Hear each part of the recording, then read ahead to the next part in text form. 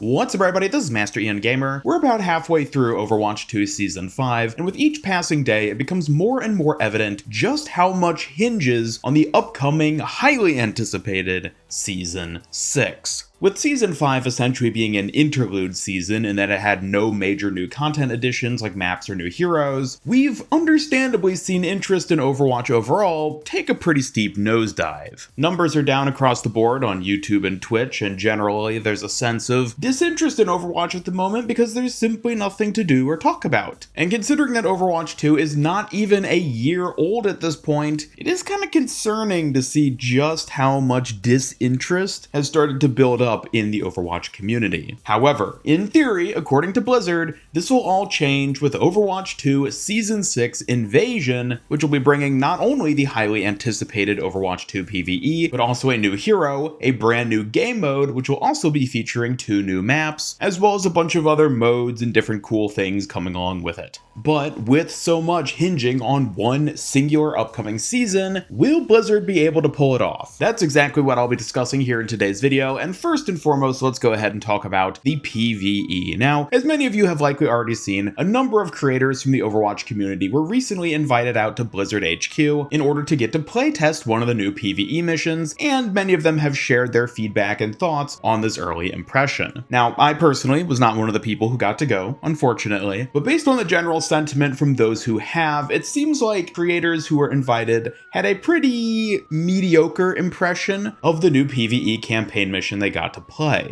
Creators like CarQ rated it 6.5 out of 10, which is a concerningly mid rating for something that we've been waiting 4+ years for it to be released. And what's worse is that other creators such as SK have mentioned that it doesn't even have a ton of replayability, with it basically being one and done once you've beat it on the legendary difficulty. Now, we already knew from comments released by the developers over the past few months that the whole highly replayable aspect of the PvE missions wasn't really going to be a thing anymore, specifically with them scrapping the hero missions and the whole talent trees and everything. So it's not terribly surprising to hear about the limited replayability, but it certainly is concerning. Keep in mind, there's only 3 of these campaign missions we'll actually be getting in Overwatch 2 Season 6, each of which is evidently about 30 minutes in terms of playtime, which means in total, an hour and a half worth of PvE with this upcoming season. Now, this doesn't include the PvE event mission, which will be set in King's Row, that we know will also be coming in Season 6. We honestly don't know too much about this event mission just yet, but we do know it'll be adding more PvE gameplay, and depending on how replayable that ends up being, which supposedly it is supposed to be pretty replayable since they're going to be like tweaking different aspects of the mission on a week-to-week basis, that could potentially end up adding a decent bit more in terms of PvE gameplay for this coming season. But by and large, it seems like the amount of PvE content we'll end up getting in Season 6 won't actually be too great. And what makes this worse is that the Overwatch devs have even acknowledged at this point that with their current development and release schedule of PvE missions going forward beyond Season 6, we aren't going to be seeing any more campaign missions until at least Season 9, which for reference will be some point in 2024. That means if, for whatever reason, the PvE doesn't stick the landing with its release in Season 6, it's going to be a pretty long time until we actually see another installment in the category of PvE in order to potentially bring more hype and interest from players who are interested in the PvE. That alone puts a tremendous amount of weight on Season 6 in that the PvE content we will be getting in this season will basically define the PvE content of Overwatch 2 for, at a minimum, 6 months, which doesn't give Blizzard the room to have a stumbled PvE launch only to then quickly pick up the pieces and fix it within like a month or 2 after the fact. No, they have to hit it out of the park with this initial release of these first 3 story missions, and based on the early reviews of this PvE, I'm a little worried about what we're going to end up seeing. Now, admittedly, I'll judge it properly once I've gotten to play it for myself. I won't take too solid of a stance on it just simply based on takes from other creators, but it's really not a great sign to see other creators talking about it like this. And certainly when it comes to the PvE and the impact it's actually going to end up having on Overwatch 2, I don't know that this Season 6 PvE release is going to be the big Overwatch 2 savior that in a lot of ways it kind of needs to be. But as I mentioned before, there is other content coming in Season 6, so how will this end up impacting the game?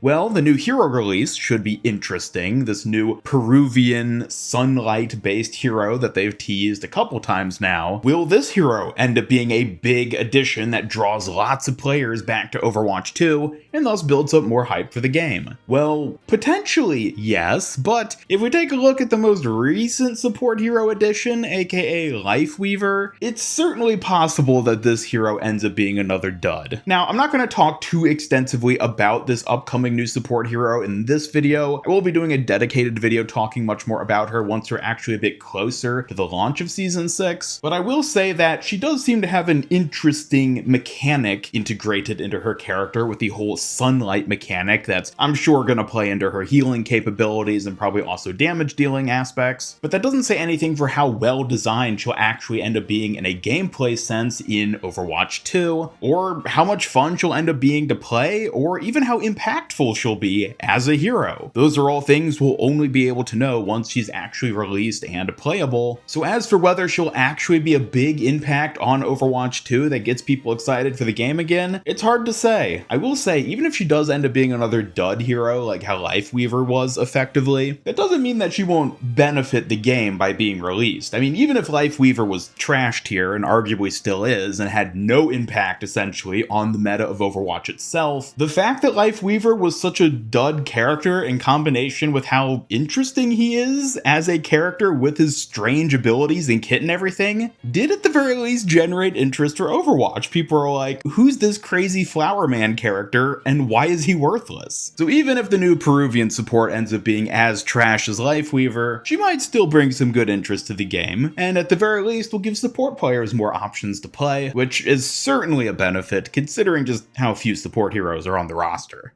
But moving on, let's talk about the new game mode, Flashpoint. This one, out of everything that's going to be released in Overwatch 2 Season 6, I think might actually have the most potential to sort of rejuvenate Overwatch as a game. While new heroes are super exciting because they introduce a brand new character to the game and give people new tools to play with, ultimately that hero isn't going to become super impactful on the majority of players. Maybe you'll end up playing against or alongside them pretty frequently, but most players aren't just gonna permanently main the new hero that releases. So while it might be exciting for the first couple months to have a new character to play, ultimately I think a new permanent core game mode that'll consistently be showing up in quick play and competitive will overall have a much bigger individual impact than the addition of any single given new hero. Unless of course the hero is completely busted and completely defines the meta, but I'm just gonna go ahead and assume that probably won't be the case. So talking about Flashpoint, this is where I think we could potentially see things really working out for Overwatch 2 with the new additions of Season 6. Admittedly, I am a bit worried. Ever since Overwatch 1, there's been a sort of trend in the Overwatch community to basically hate on new maps and game modes. To this day, a lot of people, I think, pretty unfairly criticize Push and regard it as being much worse than it actually is. Is it the best game mode? Probably not, but honestly, it's not that bad. And I'm worried that no matter how Flashpoint ends up turning out as a game mode, people are going to be exceptionally critical on it simply because it's a new game mode, and whatever minuscule annoying mechanics might end up being present in it are going to get hyper amplified, and it's all people are going to focus on. Never mind the fact that it introduces a brand new fresh way of playing the game that takes existing game modes like Control Point and does a unique twist on them by having multiple control points present in a single match. I fear that people are going to get a bit too fixated on things like travel time from spawn room to the point, or the way that matches might potentially snowball and such. Again, this was something that the creators who were invited to Blizzard just recently did get to play, and according to Karq again, he seems to have overall a positive take on Flashpoint in that it was fun and refreshing, but did have some critiques about certain aspects of it, like how snowball-y it could feel and oppressive high ground. But honestly, these are the sort of things that I'm sure will get sort of ironed out over time, especially given that it is a brand new game mode. And so in terms of adding new content to Overwatch 2 that has long-term staying power and will ultimately largely benefit the game, I do do suspect that Flashpoint might actually be the thing in Season 6 that really ends up standing out in this regard. And that's nothing to say of the 2 new maps that'll be added with it, since new map additions are always a way to freshen up the game and add a bit more life to it by not only adding more locations to play on, but also giving a bit more story and character to the world itself. So overall, will Season 6 end up saving Overwatch 2 and correct the slow decline in interest the game has been having ever since it launched back in October? Well, we'll only know for sure once the season is actually here, but I will say, if nothing else, a lot really does hinge on this season. Since the launch of Overwatch 2, basically every new content addition that has come to the game has felt half-baked in a sense. Maybe not in that it feels insufficiently developed, but rather that things just feel so minuscule and underwhelming. This has been the case for the vast majority of seasonal game modes that got released in Overwatch 2, as well as most of the other content additions like Lifeweaver, and even beyond. If the first episode of this new Overwatch Genesis miniseries is anything to go by, then even the story content of Overwatch 2 that's not in the game itself is feeling really underwhelming at the moment. And we're absolutely seeing this underwhelming aspect of Overwatch reflected in the community with the extreme amount of indifference that's just started to build up. Players are just coming to assume that anything that comes out of Blizzard when it comes to Overwatch 2 is going to be mid and mediocre, and maybe you'll get something outstanding every now and again like Ramatra, but other than that, people are just sort of like, meh.